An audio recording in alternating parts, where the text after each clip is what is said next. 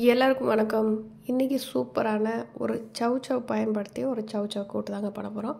நம்ம ஒவ்வொரு வாட்டியும் கூட்டு பண்ணுறப்போ ஒரு வெரைட்டிஸ் அதில் ஒரு வேரியேஷன்ஸ் இருக்கும். ஸோ அதனால் ஒவ்வொரு வாட்டியும் இந்த மாதிரி செஞ்சு பாருங்கள். ஒவ்வொன்றுமே டேஸ்ட் டிஃப்ரெண்ட்டாக நல்லாயிருக்கும்.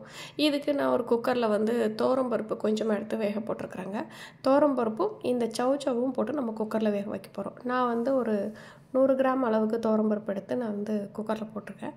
அது கூடவே நம்ம கட் பண்ணி வச்சுருக்கிற அந்த சவ்வையும் அதோட சேர்த்து மிக்ஸ் பண்ணிவிட்டு குக்கரை க்ளோஸ் பண்ணி ஒரு 2லேருந்து 3 விசில் அளவுக்கு நீங்கள் விட்டு எடுத்துக்கோங்க.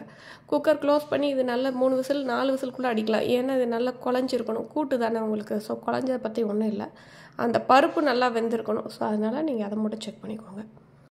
நான் ஒரு 3 விசில் அளவுக்கு மட்டும் வச்சுக்கிறேன். அது வேகட்டும். இப்போ கடாயில் கொஞ்சமாக ஆயில் விட்டுட்டு ஆயில் சூடானதுக்கப்புறமா கொஞ்சமாக கடுகு, கொஞ்சம் உளுந்தம்பருப்பு, அப்புறம் சீரகம். வழக்கம் போல் தாளிப்புக்கு உண்டான இந்த பொருட்கள் தான். கடுகு, உளுந்து, சீரகம் எல்லாம் நல்லா வறுத்து வெடித்து வரணும். இது நல்லா ஓரளவு பொரிஞ்சதுக்கப்புறமா ஒரு 4-5 சின்ன வெங்காயம். வழக்கமாக கூட்டு செய்யும்போது நம்ம வேக வைக்கிற அந்த பருப்பு காய்கறியோடைய இந்த தக்காளி வெங்காயம்லாம் சேர்த்துருவோம்.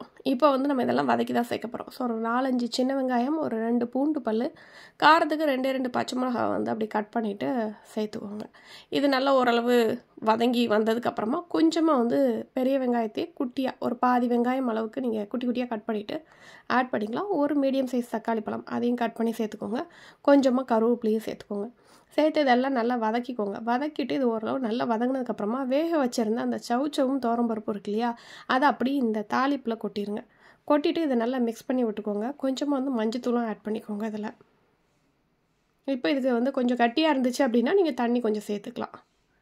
தண்ணி சேர்த்துட்டு நல்லா மிக்ஸ் பண்ணி விட்டுக்கோங்க.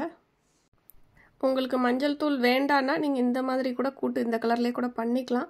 நான் கொஞ்சமாக மஞ்சள் தூள் சேர்த்துக்கிறேன். அந்த எல்லோயிஷாக இருந்தால் அந்த கூட்டு பார்க்குறதுக்கு கொஞ்சம் நல்லா இருக்குமேன்னு சொல்லிட்டு.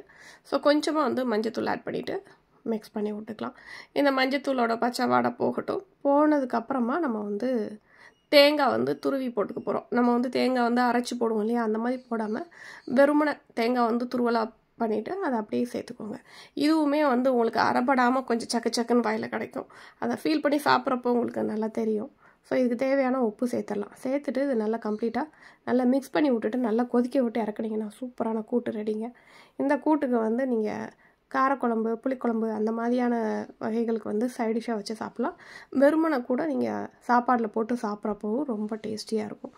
சூப்பரான இந்த ரெசிபியை நீங்களும் உங்கள் வீட்டில் ட்ரை பண்ணி பாருங்கள். பார்த்துட்டு எப்படி இருந்துச்சு கமெண்ட்டில் சொல்லுங்கள். பிடிச்சிருந்தா சேனலை சப்ஸ்கிரைப் பண்ணிக்கோங்க. தேங்க்ஸ் ஃபார் வாட்சிங்.